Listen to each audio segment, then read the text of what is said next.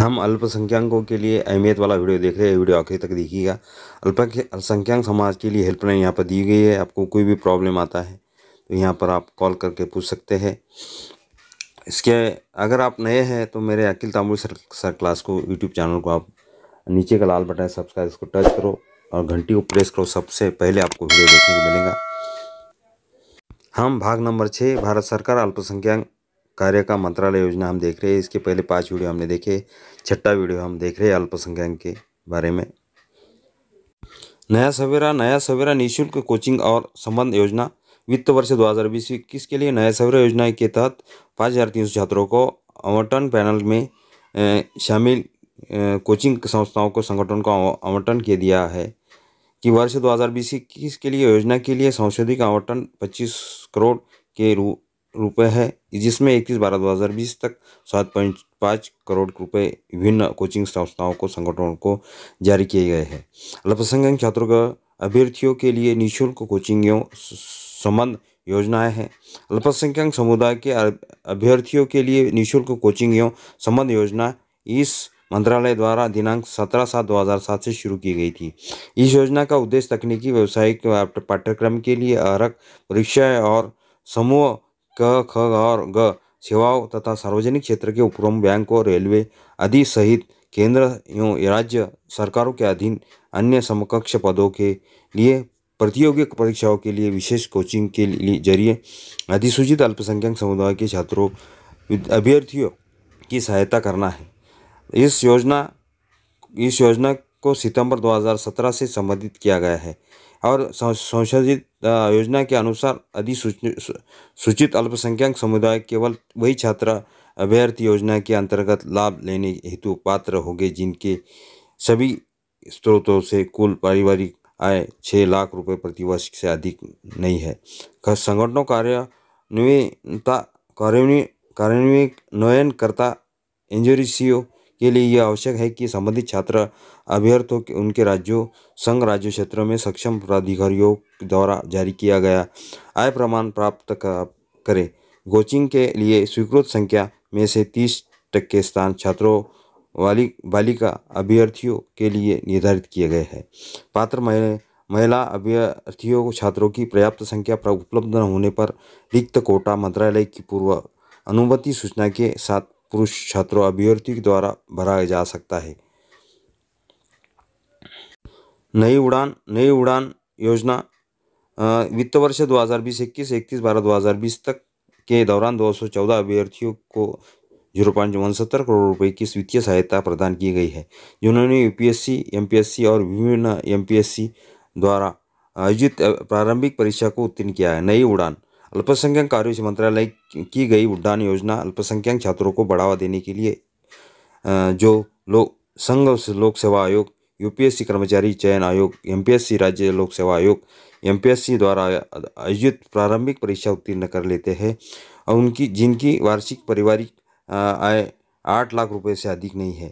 इस योजना का उद्देश्य संघ लोक सेवा आयोग, कर्मचारी चयन आयोग तथा राज्य लोक सेवा आयोग द्वारा आयोजित प्रारंभिक परीक्षाओं को उत्तीर्ण करने वाले अल्पसंख्यक अभ्यर्थियों को आर्थिक सहायता उपलब्ध करना है।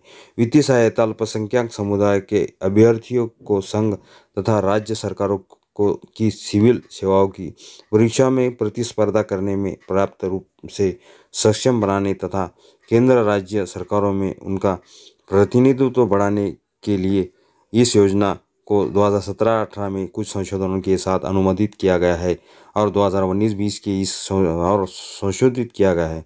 वित्तीय सहायता प्रदान करने वाले अभ्यर्थियों की संख्या अब 2000 से बढ़कर 1100 तक कर दी गई है और यूपीएससी, एमपीएससी और राज्य यूपीएससी द्वारा आयोजित अतिरिक्त परीक्षाओं को सभी योजना में शामिल किया गया है।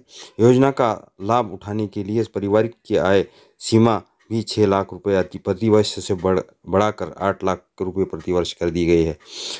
किसी भी अभ्यर्थी द्वारा वित्तीय सहायता केवल एक बार ली जा सकती है। अभ्यर्थी केंद्र या राज्य सरकारों को संघ राज्य क्षेत्र प्रशासन की इस प्रकार की किसी अन्य योजना का लाभ देने का पात्र नहीं होगा। पढ़ो प्रदेश वर्ष 2019-20 के दौरान योजना के अंतर्गत नए एवं नवीनीकरण अभ्यर्थियों के संबंध में ब्याज सब्सिडी के प्रतिपूर्ति के लिए केनरा बैंक में 14.43 करोड़ की जारी की गए। चालू वर्ष यानी 2020-21 में नवीनीकरण अभ्यर्थियों के संबंध में ब्याज सब्सिडी की प्रतिपूर्ति के लिए केनरा बैंक को 9.97 करोड़ 31/12/2000 के अनुसार जारी की गए हैं। पढ़ो प्रदेश अल्पसंख्यक समुदाय के विद्यार्थियों के लिए विदेश में अध्ययन हेतु भौतिक ऋणों पर ब्याज सहायता की योजना। इस योजना का उद्देश्य 6 अधिसूचित अल्पसंख्यक समुदाय के आर्थिक रूप में से कमजोर वर्ग से संबंधित मेधावी छात्रों को विदेश अध्ययन के लिए शैक्षणिक ऋणों पर ब्याज सहायता प्रदान करना है। यह योजना विदेश में उच्च शिक्षा के बेहतर अवसर प्रदान करती है, उनके रोजगार क्षमता में वृद्धि करती है।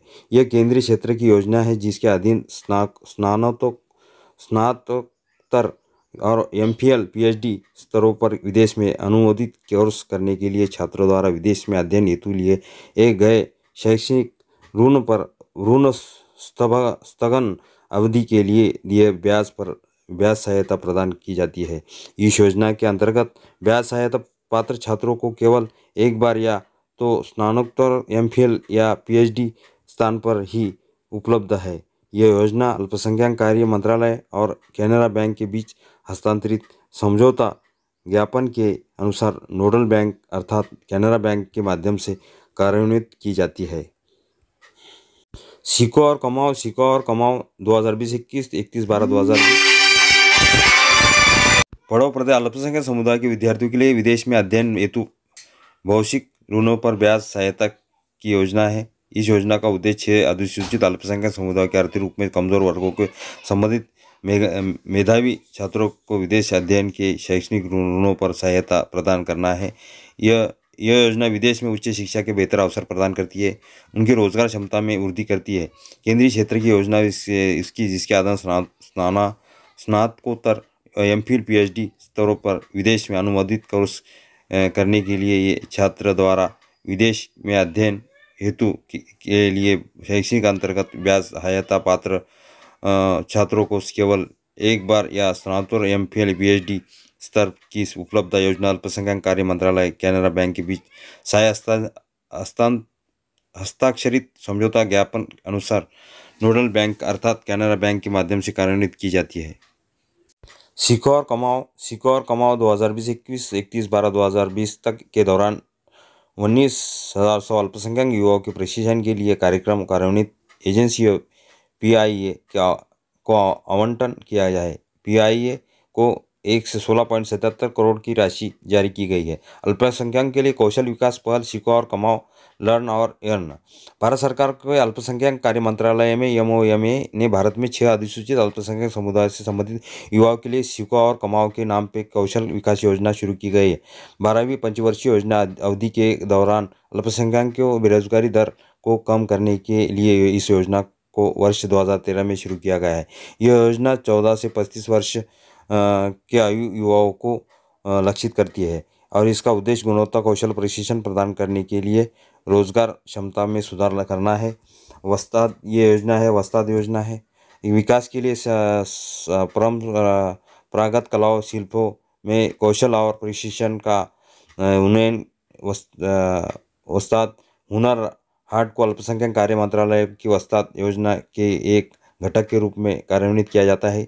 नवंबर 2016 से अब तक के NMDFC और NMEF के माध्यम से वित्तीय वर्ष 2020 के दौरान 31/12/2020 तक दिल्ली हाट नई दिल्ली, नवंबर 2020 के रामपुर उत्तर प्रदेश, दिसंबर 2020 में आयोजित 2 हुनर हाट सहित 23 हुनर हाट का आयोजन किया गया है। वस्ताद विकास के लिए परंपरागत कलाओं शिल्पों में कौशल और प्रशिक्षण का उन्नयन।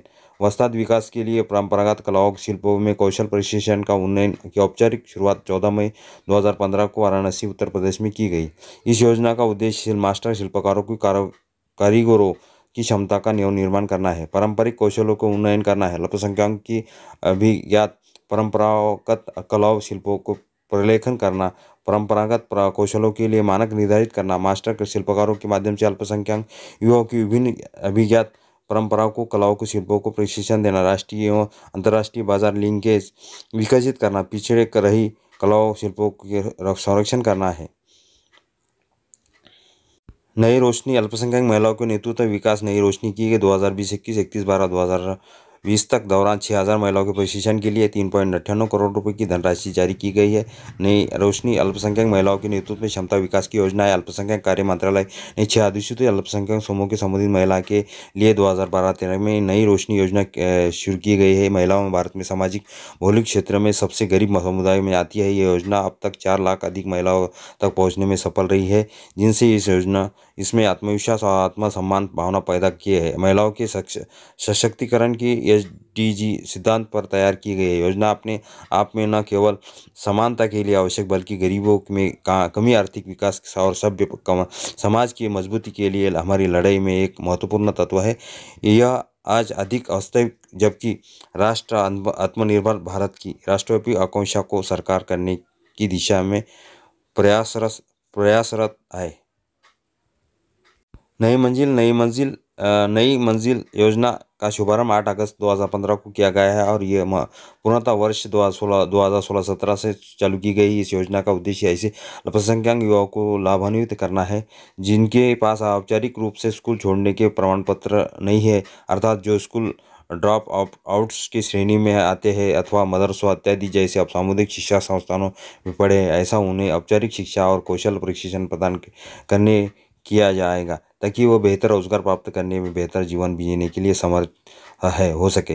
यह योजना पात्र अल्पसंख्यक युवाओं की कक्षा 8वीं OBE 10वीं माध्यमिक का मुक्त विद्यालय शिक्षा प्रमाण पत्र प्राप्त करने के लिए शिक्षा ब्रिज कार्यक्रम प्रदान करती है, जिसके साथ मृदु कौशल सहित उच्च गुणवत्ता कौशलों को प्रशिक्षण प्रदान किया जाता है। ये योजना स्थायी रोजगार प्राप्त करने में मदद के लिए जॉब प्लेसमेंट सहायता की प्रदान करती है। नई मंजिल योजना विश्व बैंक 50% के साथ 5 वर्ष के लिए 650 करोड़ रुपए की लागत के साथ अनुमोदित की गई है। नई मंजिल अल्पसंख्यक कार्य मंत्रालय भारत सरकार के सहयोग से अल्पसंख्यकों के लिए भारत के लिए पहला विश्व बैंक सहायता प्रदत्त कार्यक्रम। इस योजना के आरंभ से योजना के अंतर्गत होने वाले व्ययों के ब्यौरा निम्नानुसार है। हमारी धरोहर भारतीय संस्कृति की समग्र संकल्पना के अधीन भारत के अल्पसंख्यक समुदाय की समृद्ध विरासत को सुरक्षित करने की योजना। हमारी धरोहर जो कि केंद्रीय क्षेत्र की योजना है, भारत सरकार अल्पसंख्यक समुदायों की समृद्ध विरासत को संबोधित करने के लिए तैयार की गई है। योजना उद्देश्य भारतीय संस्कृति की समग्र संकल्पना के अंतर्गत अल्पसंख्यकों की समृद्धि विरासत क्यूरेट करना, प्रदर्शनियों आयोजित करना, साहित्य दस्तावेजों का आदि संरक्षण, कैलीग्राफी आदि की सहायता एवं संवर्धन तथा अनुसंधान एवं विकास है। अल्पसंख्यक की हम आखिरी योजना देख रहे हैं, जियो पारसी। भारत में पारसियों को जनसंख्या में हो रही गिरावट को रोकने हेतु योजना पारसी समुदाय की जनसंख्या में ही हो रही गिरावट रोकने के लिए 2013-14 में दौरान जियो पारसी नामक केंद्रीय क्षेत्र की योजना आरंभ की गई है। इस योजना का उद्देश्य पारसियों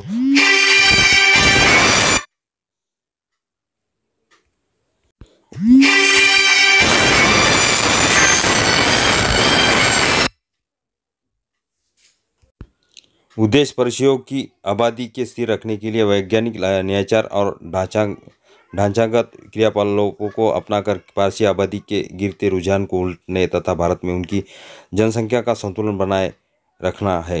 यह योजना बॉम्बे पारसी पंचायत BPP की मदद से पारजोर फाउंडेशन द्वारा संबंधित समुदाय में के ऐसे संगठनों को सोसाइटी, अंजुमन और पंचायतों के कारण से कार्यान्वित की जाती है, जो कम से कम 3 वर्ष पुरानी है।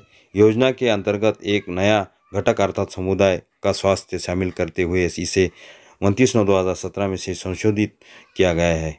इसमें शिशु गृह, शिशु देखभाल सहायता, बच्चों की देखभाल हेतु वरिष्ठ नागरिक, मानदेय, वृद्ध व्यक्तियों की सहायता को शामिल किया गया है।